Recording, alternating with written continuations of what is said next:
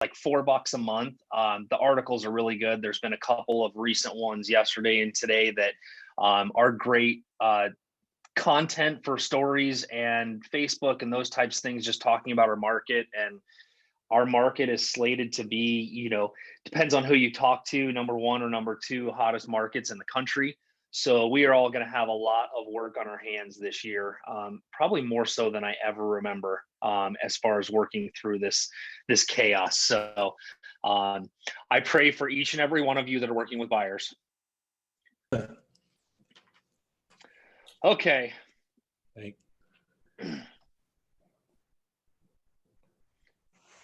Jump into this. Bernie, are you hot on the mic over there? I am. Got it. Guys, I want to introduce you, if you don't know, Bernie Espinoza with Lawyer's Title. She's actually my marketing rep. She is also my co-host on the podcast. If you guys haven't heard that Thinking OTB podcast, Bernie's actually my co-host and doing a great job of keeping me on track. I do my best. when I'm having conversations. So she's going to do the same here on these classes, just kind of helping me moderate and watching the chat. So if you guys have any questions, throw them in the chat, and then Bernie will throw them out there for me to answer. So I assume most of you guys are on this call because you probably have kids of some shape, form, size, age, those types of things.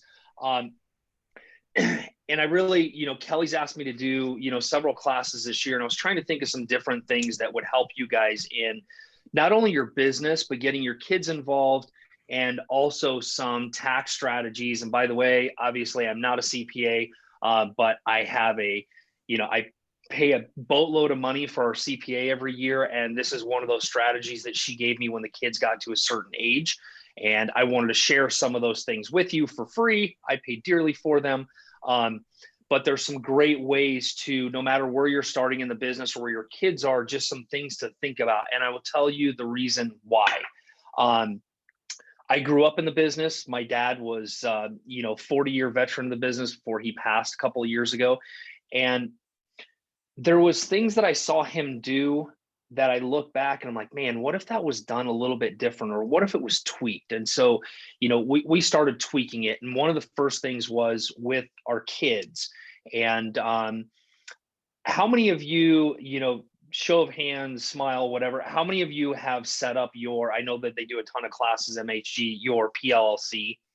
So are you running your business through your PLLC? If you're not, and you're a sole proprietor, you guys need to get with somebody and get that PLC set up so you're structured as a legitimate business. If you're doing sole proprietor, you are getting your ass handed to you in taxes. And some of you are probably going to wish when you see your tax bill this year, if you had a good year last year, that you would have done it already. Don't wait. I know it took me 10 years to finally do that. Again, there's some classes that they do at MHG. I would highly advise you sign up for that. No matter where you're at in the business, it's just a way of understanding how business operates rather than running on a 1099 and Schedule Cs. We actually run. So if you guys don't understand it, quick version of it, when you structure a PLC, you then become an employee of that PLC. So your commissions are paid to your entity, and then you are paying yourself a paycheck, which reduces some of your tax liabilities. It also gives you some added tax benefits to running a business, like putting your kids on payroll. One of the things most people don't realize when you're a sole proprietor is that you're being hammered on self-employment taxes and some of the other things that you are charged, versus when you're an employee of your own company, like I am. I get a W-2 income. It does a couple of things. It makes you very financeable when you go to buy homes. Unlike, most realtors, they write everything off and then they try to figure out why I can't afford anything on paper. It's because they're writing everything off. This is a way to have W-2 income and be able to structure when you go to buy houses, cars, all those different things. So it's really good to have that set up. So let's dive into the kid thing. It's something that I learned about 5 years ago. I'm very excited. This is not a bragging thing, but here's what I want you to think about. A dripping faucet eventually fills a bucket. So it's the little things that you do consistently that I guarantee you will not miss that will fill the bucket And if any of you are like me, I wanted to find ways to break the financial past of my family and how they operated for my kids to change their futures and also set them up for different things. The biggest thing my parents did for me when I started out was they gave me their commission as part of the down payment when I bought my first house, and they drugged me by my shirt collar to buy my first house at age 19 because they thought it was really important, and it was. But the that was that. So now when you fast forward to realizing that if any of you guys have kids in private school, or your kids are, they've got school budgets and all those other things, this is how we change that, and this is how you get money out of the business and into your personal hands with saving taxes and not having to pay for the stuff personally that's not a write-off. So what are a couple of things you pay for your kids that are not write-offs? Well, you pay for school clothes if you're paying for private schooling, like we were a couple of years ago.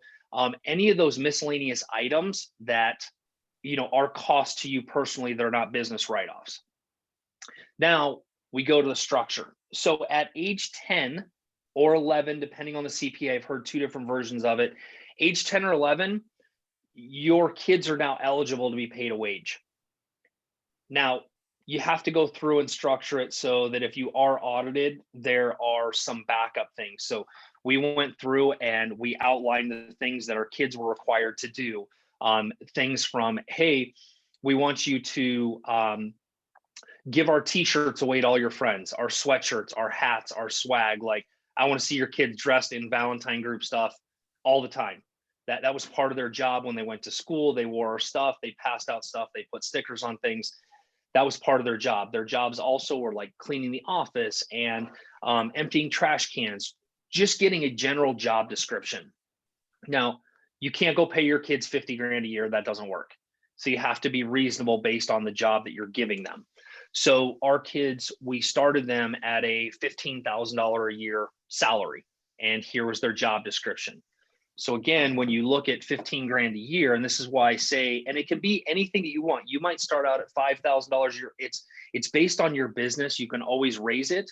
But like I said, the dripping faucet will fill the bucket. So don't wait until you can get to like a certain amount. You might pay your kids $200 this year. The point is to get in the habit of it, look at the end of the year. And sometimes at the end of the year, if you had a really good year, you can adjust that payroll, pay them a bonus, back pay them, those types of things. There's always something you can do at the end of the year if you're, doing the things which we should be doing, is having, quarterly or annual meetings with your CPA before the end of the year to make sure there's anything that you can get out of there to help you save on taxes. Sorry, I had to do a quick math. So it's, our kids were paid from both my wife's company on the construction side and then on my company in the real estate side. So at $15,000 a year, what it did was they were paid. So it knocks off $15,000 of income for me. Yes, it cost me a little bit of money in payroll taxes and things like that. And by the way, in the group chat, if you guys are setting up a PLC or you're doing your own payroll or any of those things, I gave you a link to Gusto, which is a payroll company my CFO found this year. It's amazing. It's super simple. It's extremely reasonable. They calculate everything. There's all kinds of things you can do it. We've absolutely loved it. I know a lot of people go to ADP and some of these other bigger payroll companies that are a royal pain in the ass because they don't have somebody great to deal with. And these people have been phenomenal. So I gave you a link in there if you guys are researching payroll companies and if you want to look at that. So the kid thing, what it turned out was we were paying about right around $7,000 per kid per year for private school tuition. So now the kids are getting paid and it's going into their checking account. And now I made the kids pay for their own private school. So now their own checking accounts, they're paying the private school tuition. They also paid for their clothing budget out of that payroll they were getting. So now we're teaching them how to budget. We're showing them what their expenses are because this is all teaching moments and getting the kids prepared for what life is. So We'd look at their checking accounts. We'd show them what we were paying. I think it's a disservice personally when we pay these things on behalf of our kids, but we never discuss it with them. We're never teaching them like what the actual cost or what it took us as parents to actually acquire that income and how much is going out. So, I think it's important if you're doing this, don't just do it for them. Make sure you're actually having some conversations around it. So we would set some budgets with them, and we'd set budgets for school clothes, for school shoes. So now they had to go through that process to figure out what it was that they were paying for, which made them more conscious of going to the mall and spending. It's not my money anymore, it's their money. They've got a budget. So it was just a way to move things. But here was the ultimate goal on top of that. It was saving us taxes, but then at the age of 10, we fully funded their 401ks, which is $5,500 a year. So the really cool thing is that both of my kids will graduate high school with $100,000 in their 401ks with the dripping faucet. A little bit of things that we pulled out was an intent to save on taxes, but also structure some stuff for my kids in the future and set them up. And again, we've all seen those kids that are set up to be spoiled brats at the end of the day. That is not what I'm trying to accomplish. I'm trying to teach them financial responsibility by doing this, but giving them a head start, because what's going to happen if you think about the long term, like if you look at some of the rules right now of engagement with 401ks and what you can pull out of it and what you can borrow against it for down payments, for houses, for living expenses, for school expenses, all those things. Now I can go have that structure of what can I pull out for them to have a down payment? Can I roll this into a self-directed IRA? There's so many things now that the dripping faucet has filled up that bucket, that now I can get them started in the business of being an investor and having an investor mindset, which is a lot of things that, that the kids don't understand and don't see how it works. So it was a small step in a direction of teaching the kids the investment stuff, which obviously most of you know that is my big thing. That's what I believe in, is that, we all got into this business, and the opportunity is what we can invest in and what we know, but it's also taking some of our income and moving it in different buckets. And one of my buckets is making my children, these little humans I created, to be, contributing people in society and not victims in anything. So we're setting them up to understand the financial system and how to invest in themselves in the future. Now, I'm going to go one step further. Yeah. Question for you from Chris. Yep. He wants to know, am I too late if my kids are 17 and 20 years old? And then second, you said you had a link that you put in the chat and I don't see it in there. So you might want to redo that. What? What? Chris, no, they're not too old. You can still utilize that. One of the things with the 401ks and the payroll is how you structure it, which doesn't make any difference to IRS, is, the 401ks the kids have, they're joint with my wife and I, so they don't have control over them even when they turn 18. And we've gone one step further with some insurance policies with them, where the beneficiary of the insurance policies is actually our family trust.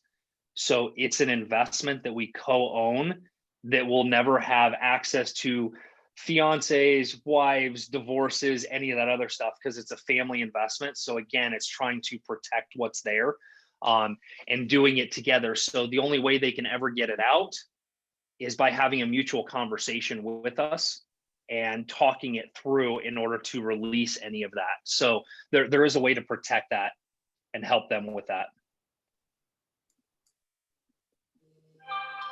How old did you start with your kids? How old again was it? They were 10 and 12.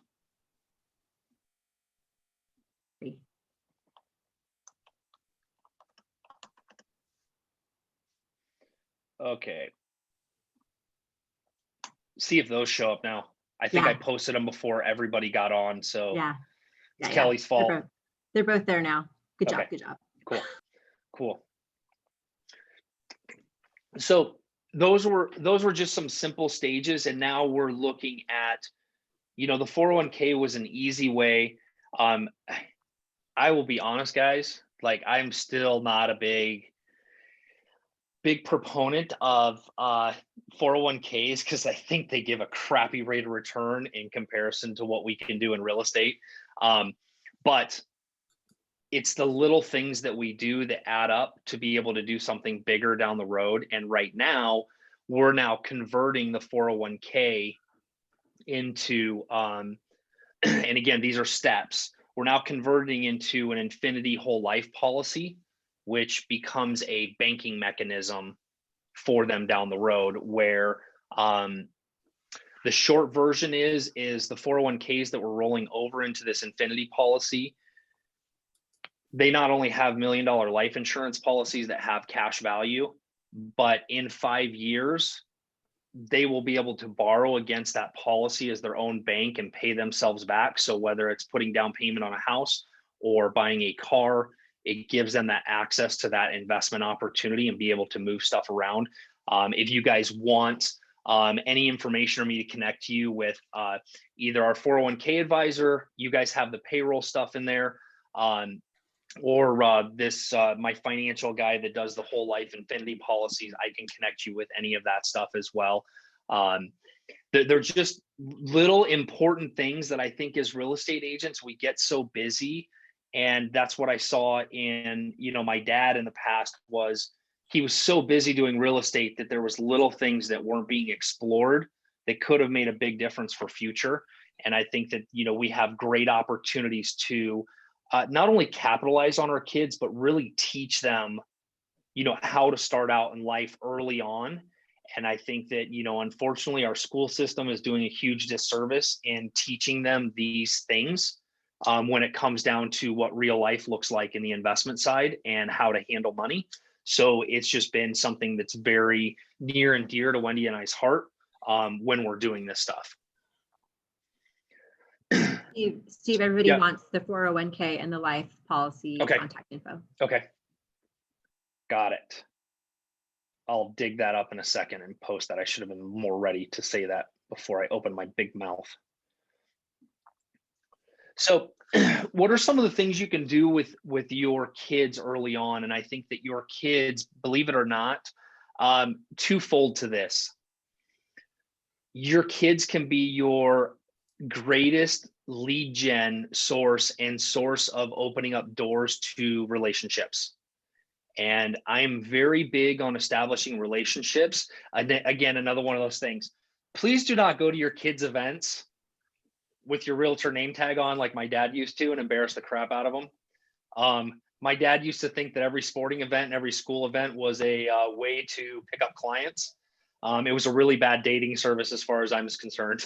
So, but doing it in a way where you're establishing relationships and opening up conversations with people. And so that's been kind of the fun part with our kids is they've really opened up relationships and thinking about, there's such a difference in branding and marketing, and I'm going to go all over the board here. So any of you have taken my classes before, this is normal. Sorry. It's just the way my brain operates. So if you ever wanted to picture inside my brain, it's usually a bunch of squirrels running around and I'm trying to catch them. So, we go through the branding and marketing. So with the kids, it was looking at what are the kids wearing, what are they buying, and how can I fit into that mix? And that was when we created what looks like a beer logo and put it on hats. But it wasn't just putting on hats, it was trying to figure out what kind of hats are the kids wearing. Right now, I feel like I need Stock and Bass Pro Shop hats. They're the cheapest hats on the market, and my kids are buying them in droves. So I need to go find $5 hats. But it's being consciously aware of what they're doing. In the younger ages, it's just little things that you can do that give you something that's not a branding in somebody's face, but it's something that somebody will wear or they enjoy. And like the kids, all the stuff that we have, I can't make it through an order of t-shirts and hats without them going through it and taking what they want. And I welcome it. And here's one of the things I will say on that. T-shirts and hats are some of the cheapest lead gen branding things that you can do to give to people and open the door in certain things. We did it in Munns Park, giving away t-shirts at $10 a piece that people wear. And now they go to a website that's not a real estate website to go get t-shirts, but it kind of goes through who we are and what we're doing. So the branding thing is a lot of fun, and you can have some fun with it, but the kids really enjoy it from that standpoint. There's so just think about some of that stuff. So the kids have been branded doing those things, and it's also opened up a lot of doors with the parents. It's opened up doors at different events and sponsorships and things. And your kids, like I said, they're the greatest open doors to that lead gen source. Does anybody have any questions about anything so far?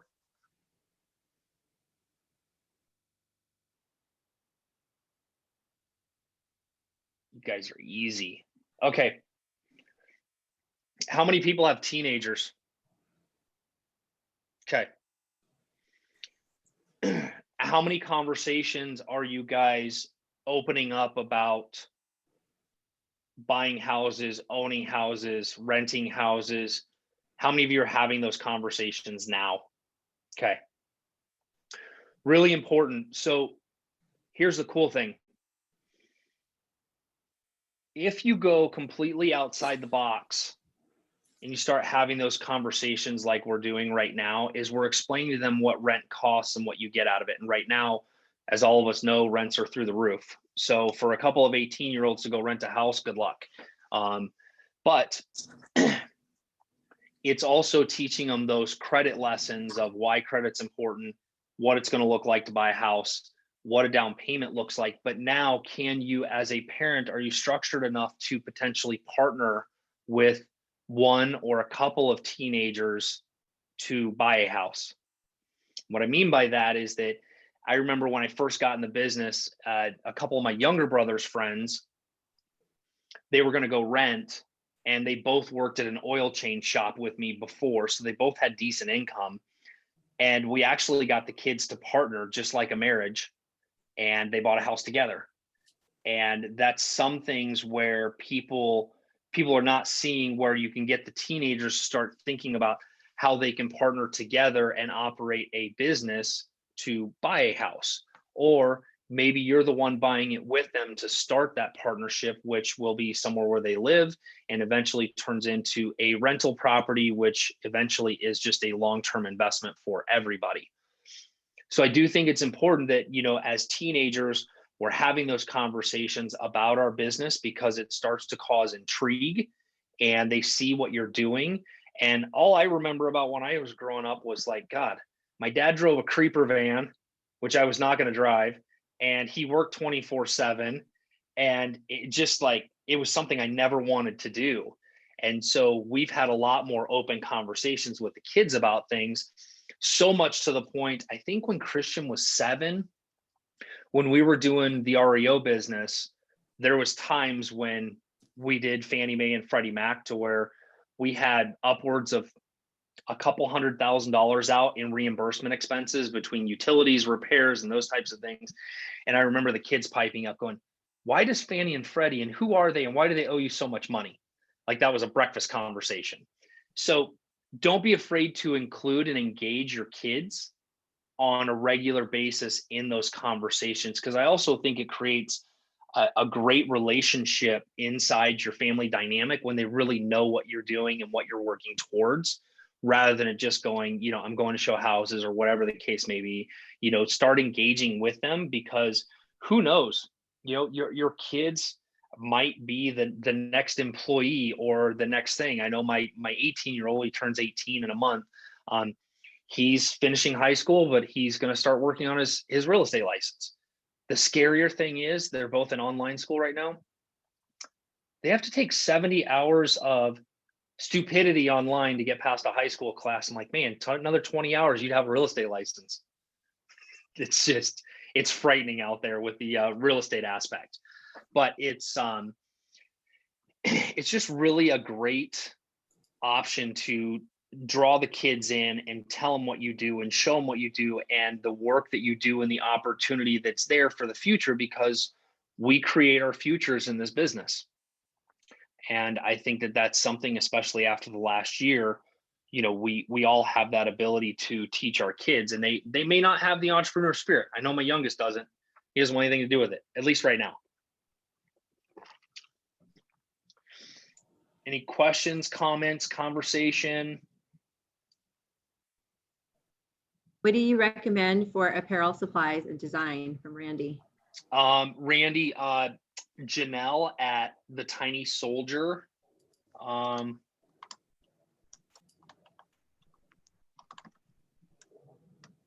She is incredible. She's local. She does anything you can possibly print on something she does, which is really awesome because she's local, and I love supporting the local businesses. So she's amazing with her prices and working with you guys. So I would definitely reach out to her. If you look at her website, you can see where she does Lawton's branding. Like, she'll set up like your own little website to order things off of and things, which is really cool. My kid wants a $700,000 house outside of Boston. She knows it's cheaper than renting. What are they doing in Boston? She wants to go to college there. Yeah, I don't know about that one. I know, dang Zillow. She's on Zillow and found a house she loves. I'm like, no. I hope that college is that degree is going to pay off in the long run. I don't know. We're gonna have to do some analysis on that one. But okay, let's break that down for a second. Just from being, outside the box. Okay, $700,000. That's a market price, right? It's an expensive market. That's where you kind of go into the potential partnership and look at things. Okay, you want to buy a $700,000 house. What are rents? Do you have 2 or 3 people that are committed to renting rooms with you? I don't know how big a $700,000 house in Boston. That might be a 1-bedroom, 1-bath. Maybe there is no option for partners on that one. Yeah, the one she's looking at does have additional bedrooms. And then I also had another question for you, kind of along this line. I had a client who his dad bought a house by ASU, and it was a 4-bedroom. They rented out the 3 bedrooms. And so instead of doing the partnership with the kids, the dad bought it and then they leased out the rooms. And so what I kind of see with that is that the dad can maintain control of the property and the expectations and that kind of thing.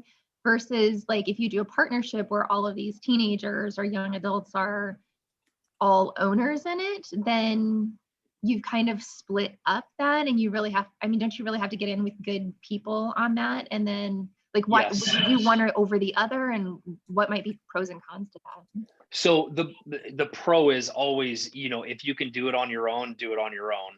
Okay. I think the other pro to that is, how do you teach the kids, or if it's your child that's going to be the house manager, what's the benefit of them maintaining the house and, keeping the leases in check, collecting the rent? They're kind of have a little bit of a job there. And most of the time with getting other kids to rent, I know that I had a friend that his kid rented at ASU, is that whenever you have those college kids, you usually have personal guarantees by all the parents, which is awesome. So right. if one kid screws up, skips out, parents are on the hook. But it's also one of those things where maybe if you look at like me growing up, I had a best friend for 12 years. Maybe those 2 parents go in on a partnership to buy a house and run it as an investment with the kids. It doesn't mean that the kids are ownership on it, but you can give them some stake down the road. It's an if this, then that conversation. If you perform in this manner and we can get this to this, then you will get a 1 or 2 or a 5% ownership or, payout down the road. So it does give them some incentive to not trash the house, and it's not just another investment running around. So I think anytime that you can give somebody ownership in something or something they're working towards, I think it's beneficial to the mindset and the partnership. It's kind of like having boots on the ground, especially if it's out of state. Very cool. I like it. Thank you. And you can always fire them too.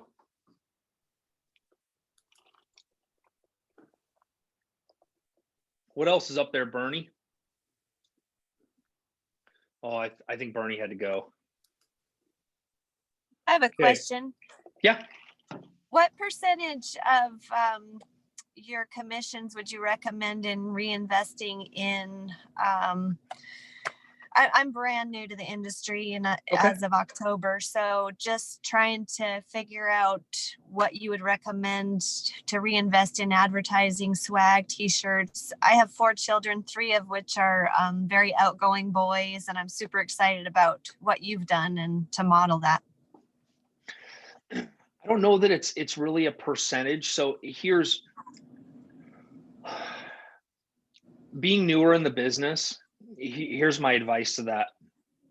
Are you paying for leads right now? Only referrals through leads that have tracked me down off of Zillow, Ojo, things like that. Okay. I'll give you all some insight to my business when it comes down to the return on this stuff. We put $0 into paid leads, anything, in the last 2 years. Used to do it, I don't anymore.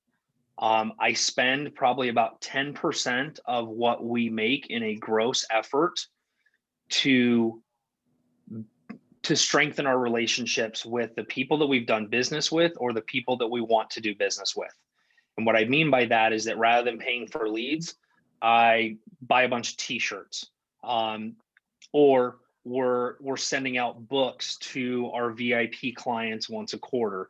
Any of those things that are keeping you in front of somebody that's not necessarily branding, those are the things that I've really gone all in on strengthening the relationships with our past clients and the people that, we all have past clients, and we also have people that, hold on, phone's ringing, sorry. We all have those people that are huge referral sources, but they've never done business with us. So I spend a lot of time, effort, and money on figuring out how to strengthen those relationships rather than paying for leads, because those are the people that already like me, love me, and all that other stuff. Spending a lot of money to get to a cold call to maybe convert at a certain percentage rate and then doing all the BS tracking that goes with it, if it's actually having an ROI, I just don't believe in it. That's my personal opinion in the business. I know a lot of people like to track all that stuff. I don't know if it's just fun. I don't find any enjoyment in it. Does that make sense to answer your question? Yes, absolutely. Okay. That's been my experience in just the first few months that I've been doing this. Well, good. Just keep on your relationships. Everything's Bernie's not on here anymore, but everything comes down to she always says it, everyone, TTP, which is, talk to people. It's having conversations and opening up the door without being too salesy. Okay. That's perfect.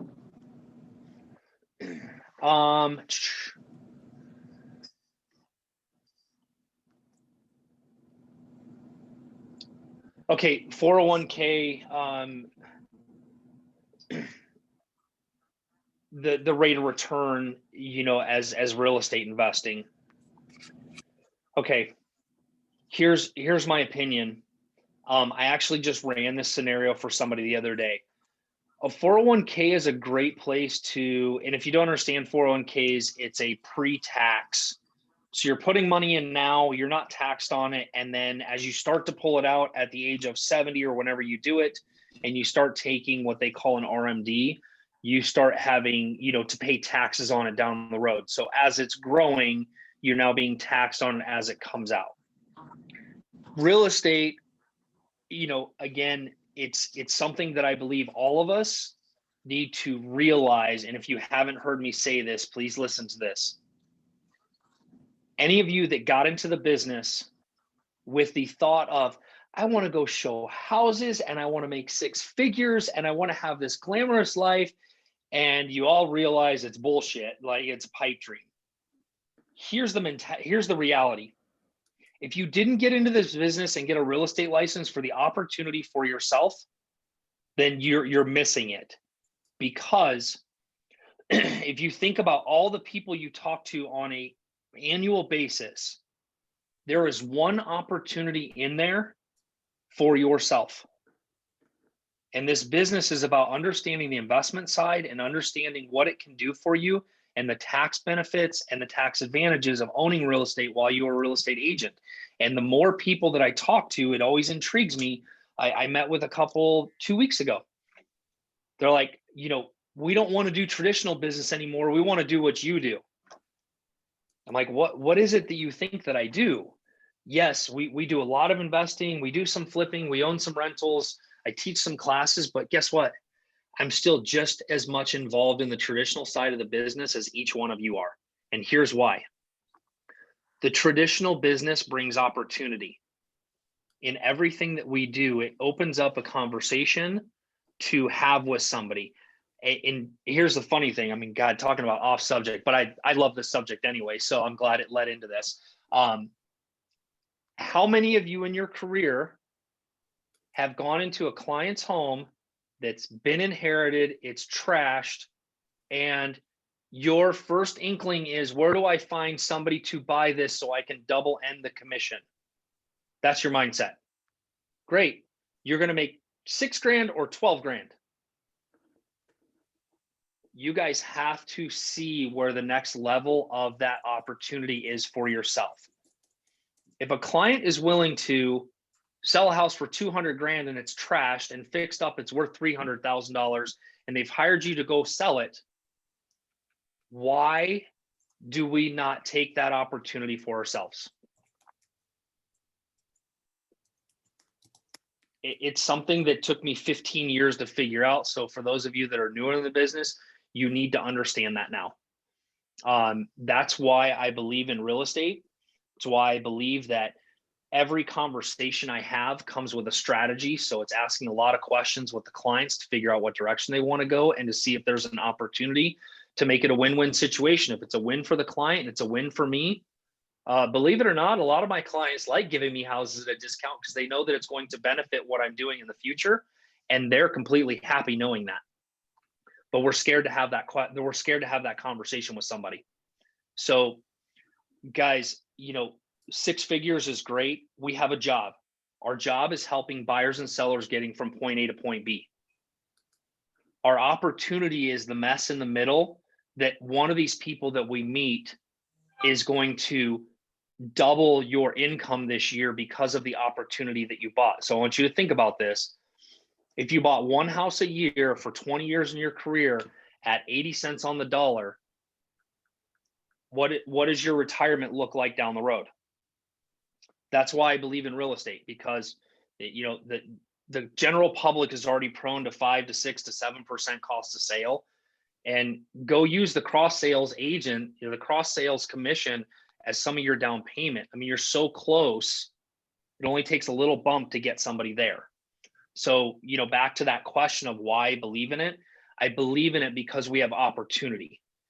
And we talk to people every day about the opportunities that we should know how to invest in for ourselves. And it's just something that I've gone over and over with. And I want to show you guys how fast this happens. 5 years ago, I bought my first Zillow lead. It was an awkward conversation, but the guy he lost his mom, came from North Carolina to look at the house. The house was not in great shape. It was probably worth 150 grand at the time. I offered him 100 grand on the way out the door, and he said 102. I'm like, oh, now what? Okay, it's just conversation. But here's my point to wherever you guys are starting off, what does that look like 5 years later? Well, my dad said it, it's better to be there than to be good. So being there 5 years ago and having the mentality of buying something, 5 years later, that $100,000 investment that I bought a little bit below market is now worth 275. So what did that do for my income over the last 5 years when you divide it out? So that was a long way around that question, but I'm going to give you the rate of return back to it. Sorry. Told you, squirrels. 401k this year has done really well. I think on my kids' 401ks, I'm seeing like an average of 6 to 8% rate of return.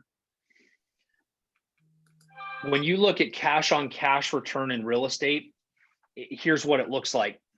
And I just broke this down for a client the other day. 4 years ago, $90,000 condo, he puts $18,000 down. He finances 72. Okay, so $18,000 is his initial investment, his cash. He sells it this year for 160. Now, over the 4 years, he collected $2,000 of annual income. That's it. His cash on cash return was like 0.3% during the time of ownership. The appreciation that happened and the craziness in our market, when you take what he sold it for and the appreciation, you divide it year over year, that $18,000 gave him a 94% rate of return on his 18 grand once he sold it. Your 401k would take 60 years to ever get to that point. And yes, it's timing, it's luck, because we can see it go the other way, but it only matters when you go to sell it, and it's being in the right time, right place. And if any of you are curious about my opinion of where this market is going, well, I'm going to tell you anyway. We have been a very undervalued market for a very long time. And now that all the chaos has happened in the country, now all of a sudden people are like, oh, well, that looks like a really great place. In 15 minutes yesterday, you could go from snow to rain to sunshine driving down the street. People are starting to realize what we have. And it's now all of a sudden the market is starting to come up to what it's actually valued at. And of course, we're all just spoiled as all get out. Like, so is the rest of the county. They've been spoiled at looking at prices and where they're at. And now all of a sudden they're in culture shock. The market's going to continue to have a craziness this year. People are predicting 10 to 15%. But here's the other piece to it. The rentals are increasing as fast as the sales are, which puts everything at a level playing field to continue to move up. And it's sad for a lot of people, and I get it. But it's also one of those things that I do think that if you guys have thought about it, not thought about it, if you think it's too expensive, it's not too expensive to get into the game of investing in what you know in your backyard. So don't be scared of it at this point. So that's why I believe the rates of return are way better in real estate. There's also a lot of things that you don't, if you guys don't know this, having a real estate license, working in it full time, you also have a much higher tax advantage than the general public because we're a profession working in it. So great example, last year, the portfolio of rental properties I owned, at the end of the year, it might have cash flowed great, but at the end of the year, my CPA runs it side by side. If I owned rentals and if I didn't, it was a $40,000 tax savings because of the rental properties, because of depreciation, because of capitalizing on it. And so now all of a sudden I didn't have to write a check for $40,000 to IRS because of the rental properties I own.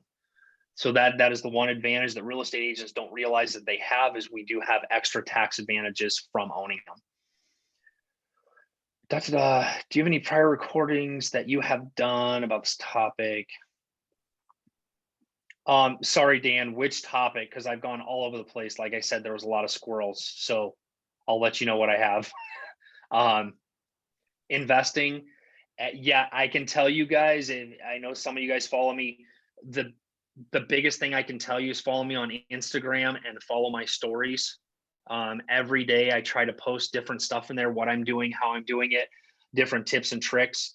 I am working on some stuff for this, Dan, to really bring it to light. I've tried a couple of times, some coaching and mentoring things didn't go as planned. So I'm working on it. Tim,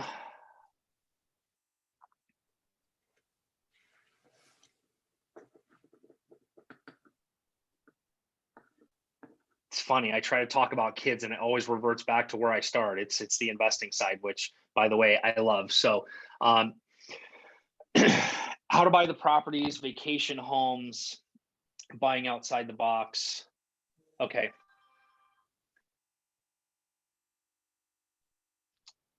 Lots of questions, Tim. So let me handle these one at a time.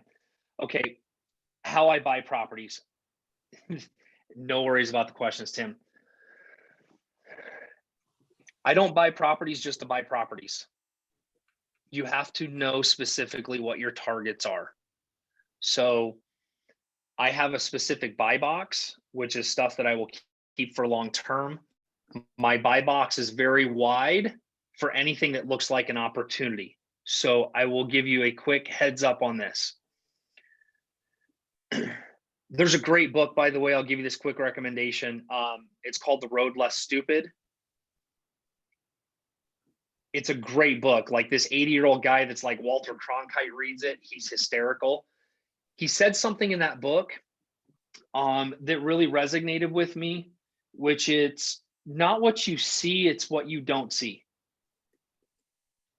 So for any of you that lived through the crash last time, I'd encourage you to go back and think about the things that you didn't see. I was driving up to Munns Park, and all I could think about was, what were all the things that I didn't see because I was too focused on other things to get outside my own head. You know, I wasn't focused on the fact that, holy crap, you could buy houses for 30 grand.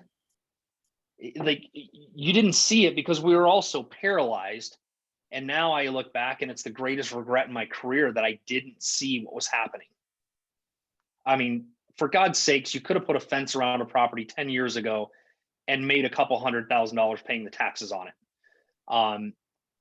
But we didn't see it. So my question is, looking around in our current industry, what are you not seeing? Which means you need to take account when you're out showing houses, when you're looking at things, try to look at what everybody's not seeing.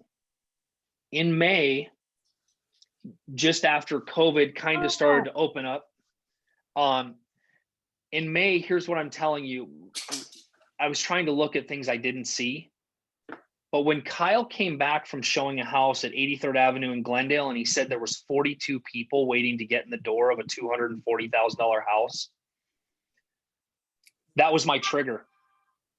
I went and bought anything and everything I get my hands on under 200 grand or close to it, because I was seeing lines, which meant there was 41 people that would not get a house that were qualified buyers out with people, and that was just one house. So, you know, I'm gonna ask you guys to start thinking about what you don't see is happening in this market, because that's going to be the thing where you're going to make the most money, is get outside of it. Stop looking at what you see and start looking at what else is there. Back to Tim's question, because he had a lot of them. Hold on. So that's really how I buy properties. I'm looking at opportunities. I'm looking at what makes sense. Is it something that doesn't need a lot of work and I can pay 90 cents on the dollar and I can put a renter in it and then figure out what to do with it later? My big thing to a lot of people is I say yes and figure it out later. If it looks like a good opportunity, don't overanalyze it, especially in this market. Scary thing is you could buy a house like houses that I bought in May that, you know, scary thing, they've gone up 20% in value and they're the golden tickets in the market. So don't be afraid of those opportunities right now when it comes down to buying those. Vacation rentals, guys, I'll give you a little hint on this. I know that vacation rentals seems to be like the freaking sexy investment. It's a pain in my ass. They're great, and I'll say it's a pain in my ass. I don't manage them. I have one in South Scottsdale and I have 2 in Munns Park or 3 in Munns Park. We have a lot of expenses on those. We have a lot of, you go from landlord to host. So you need to be prepared to be the host on those properties, which means, you know, it's checking people in, checking people out. And then when you look at the returns, is really that good. Now, we got super lucky with our vacation homes and months because of COVID this year, and we were 90% booked. So those investments turned out great. They were a lot of work. So you have to figure out, do you want that work, or do you have somebody that can do the work? You know, because again, you can go get a vacation home and spend a bunch of time on hosting and checking people in and doing all that. But is it taking away from what you should be doing, which is out either working with buyers and sellers or being your own client and finding an investment property? So be careful of what distracts you with shiny objects. And I know a lot of people are like, yeah, I want to buy a vacation rental. Do you? Like that's a real question. So little money down. Whoops, losing my headphones. I think the starting point on the little money down is, you know, finding the opportunity. There's hard money lenders out there that'll do it at 5-10% down. That's really like the easiest start until you understand the process of how hard money works, how deeds of trust work, and how notes and deeds of trust work. We have spent a lot of time over the last 5 years teaching people how to invest in real estate without owning it. And that's where we're able to buy a lot of houses with everybody else's money, because we're having conversations with people that have money in order to show them how a note and deed of trust works, secured by a property. That's a very long, lengthy class, which, you know, if you guys want me to, I'm happy to do a class specifically on that. That is one of the things, believe it or not, I say this in all my classes, you guys know 5 people with a couple $100,000 that are getting a 1% rate of return in the bank, that if you just had the right conversation in the right direction, you can turn them into a bank in about 30 minutes. But you have to know how to have the conversation, what it looks like. So yes, I use hard money. It's not really hard money, it's relationship money. That's what I call it. It's my relationship bank. Remember what I said earlier about going all in on your relationships? You'd be amazed at a 30-minute conversation or a text message where most of our people, we've gotten into just texting for money at this point because of the relationships. What about the properties we own and rent? Yeah, so real quick on that, we just have a very specific buy box. Anything inside the 101, anything that's 70 and newer, I try to stay out of HOAs and no pools, no condos. That's what our portfolio consists of. My PLLC, Laura asked, you know, does my PLLC own rentals? No, the PLLC doesn't own rentals. To be honest with you, the real estate PLLC is a single entity. There's the other entities that we have structured for our rental properties. To be honest with you, do not overcomplicate the structuring of entities. We overcomplicated it. My CFO hates me for it, and we're trying to uncomplicate it at this point between LLCs, banks, who's lending what. So don't overcomplicate it. Don't think that you have to go have an LLC per rental.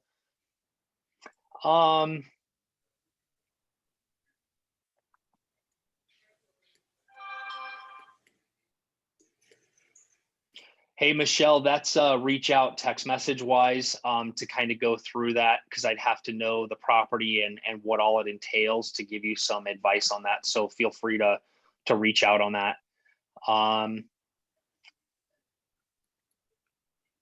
Classes. Hey guys, like really quick.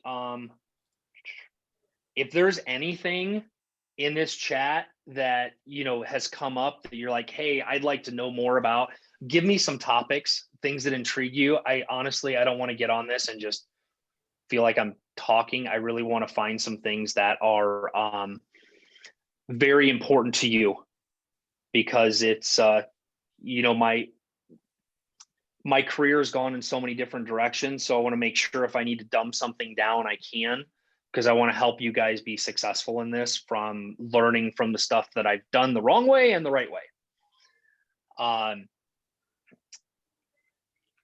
Adina, I would love to share my CPA, but she's not taking any new clients right now. So I'm looking for another CPA that I can refer to that has some real estate mindset.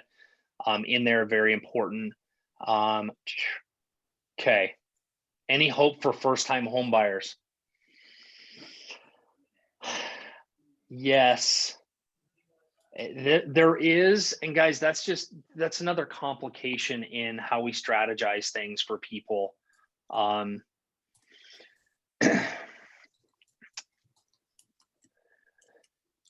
There's a lot of stuff going on right now, and I think the first time home buyers, you know, part of it is they're being beat out because there's just people with more money than they have, and trying to say how I help this conversation without totally swirling it. I think there's going to need to be more educated, or they're going to have to figure out how to partner with parents or something of that nature. Or, as I really tell my clients, they've got to be prepared. And guys, my advice to you guys, we need as an industry to have a lot more conversation with people before they go look at houses and see if they're really ready for the fight. So I've turned more people away telling them they're not ready for this fight and they're not ready for the emotional disappointment than they are. And I think that that's a conversation. I had a great call with Christy the other day, and we were just talking about, she's working with, 20 buyers. And I asked her, how many of those 20 buyers have buyer broker agreements? How many of those 20 buyers have you sat down and explained what to expect and the disappointment they're about to experience? And I think we need to set better expectations for the buyers. And the reason being is not so much for the buyers, but you're going to find out really quick who is serious and who is not, so that you're not wasting your time, because we only got so much time. I've had to do it in Munns Park. I have to have very serious conversations. You guys think it's bad down here? Try to go into a community of 3,000 homes and see who wants to fight at the front doorstep to get the house, because that's what's happening right now. So,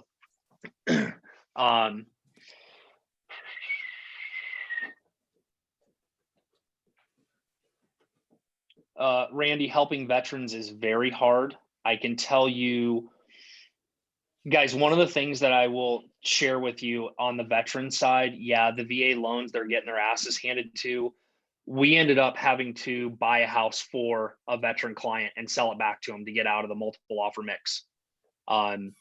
We just used our resources to go buy it for him and then turn around and sold it back to him. When it was all said and done, it cost him a little bit more money, but it was going to cost him a great deal of money. So I will share this with you guys.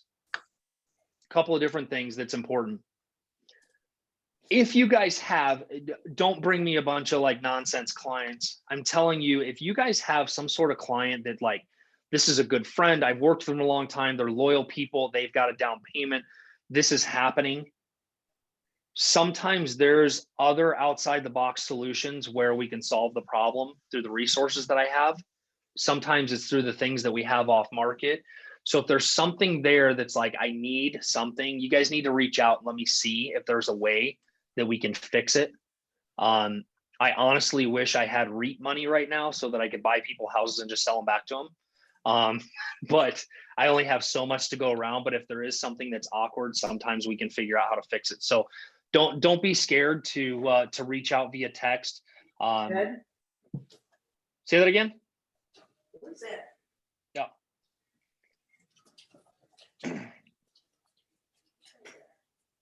It's just something that sometimes is different and has to be worked out in a different sense. Because sometimes the house has to have some sort of equity in it. Sometimes it's an off-market deal that we can purchase, acquire, and then sell back to the client. And it does make a win-win situation for everybody at the end of the day. All right. If anybody wants to have any more conversation, I'll stay on for a couple more minutes. I know it's 12:30. You guys all got shit to do. But I appreciate you guys all being here, and the kid thing, make sure you're involving your kids in this, and make sure that that you start turning that faucet on to a drip, because if you don't, I kind of look at it, had I not done it 5 years ago, you kind of come late to the game, and it only takes a little bit. So start with a little bit and build up to it. It could be $50 a week. It could be $100 a week. It could be whatever. But just start somewhere and setting it up so that you can start building that up a little bit at a time. And again, it's kind of a tax savings and some other stuff. And it's also something you can have some fun with your kids. And if you're really brave, you get to do the things where you get to start dropping your kids off at trashed houses and tell them to clean it up. That's when they really love you.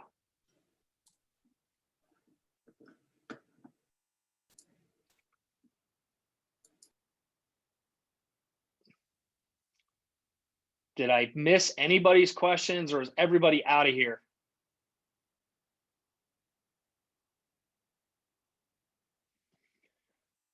All right, guys, I appreciate you. Have a great one.